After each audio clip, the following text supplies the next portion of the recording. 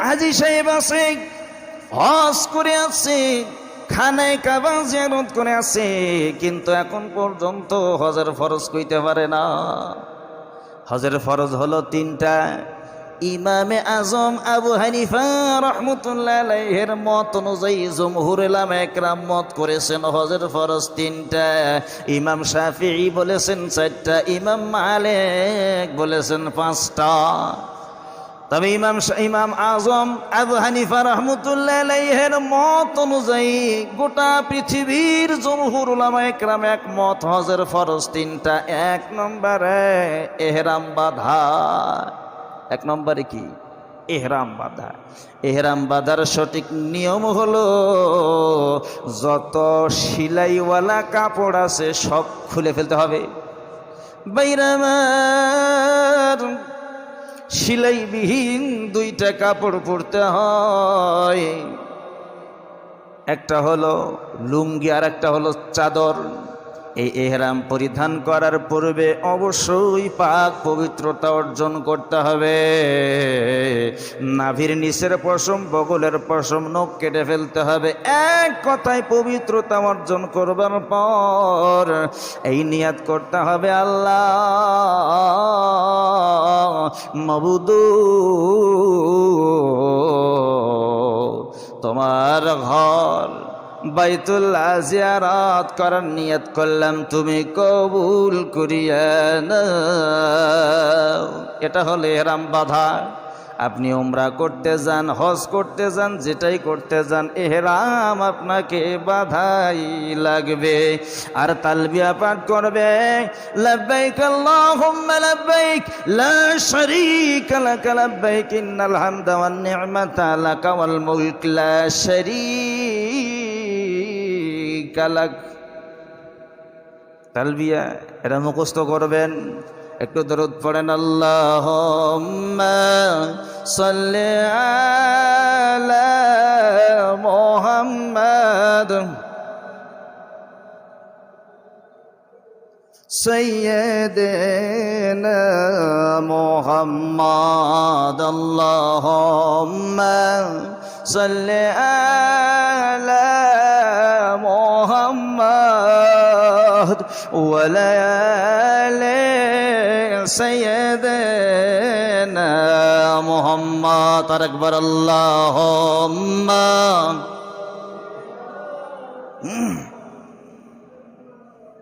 ওয়া আলা আলি সাইয়্যিদিনা মুহাম্মাদ।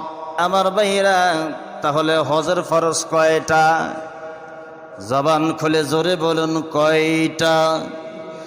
1 নম্বরে ইহরাম বাঁধা, 2 নম্বরে হলো ইহরাম বাঁধা আরাফায় অবস্থান করা, 2 নম্বর আরাফায় অবস্থান করা। এই আরাফার ময়দানে জিলহজ মাসের 9 তারিখ, কয় তারিখ? জিলহজ মাসের 9 তারিখ। যে কোনো সময় আমার ভাইরা, দিনে অথবা রাতে, যে কোনো সময় আরাফার ময়দানে অবস্থান করতেই হবে। যদি কেউ আরাফায় অবস্থান না করে তার হজ হবে না। এটা কি? ফরজ।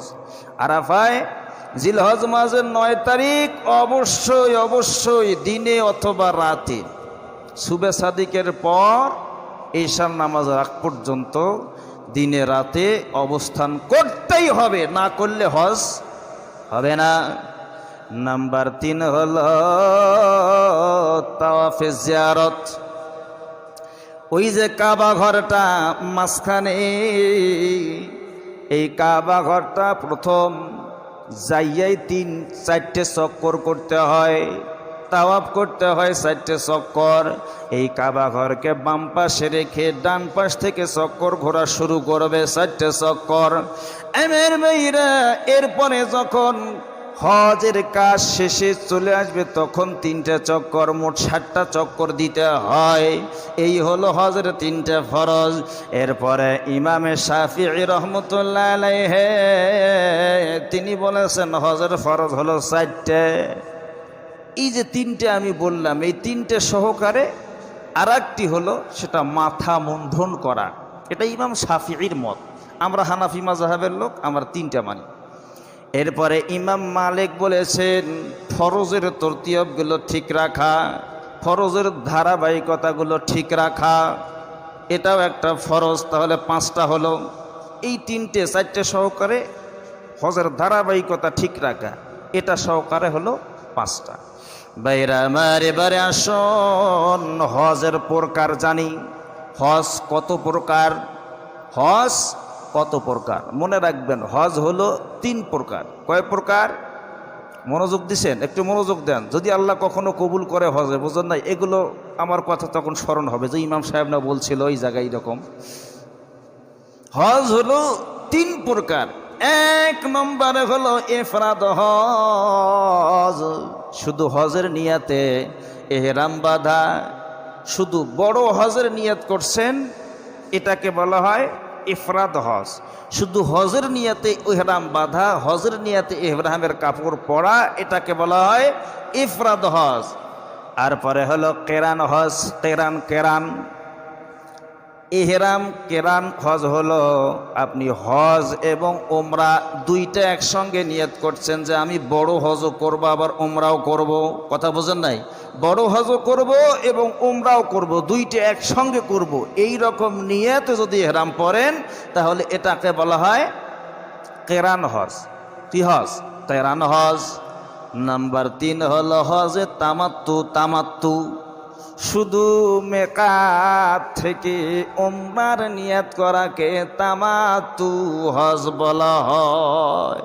শুধু ওমরা করতে যায় না, রমজানের আগে ফজিলত বেশি, পবিত্র কাবা ঘরে 1 রাকাত নামাজ পড়লে 1 লক্ষ রাকাত নামাজের সওয়াব। ফজিলতের কারণে দেখবেন যে অনেক যাদের টাকা পয়সা আছে, বড় লোক, তারা উমরা করার জন্য দৌড় মারে।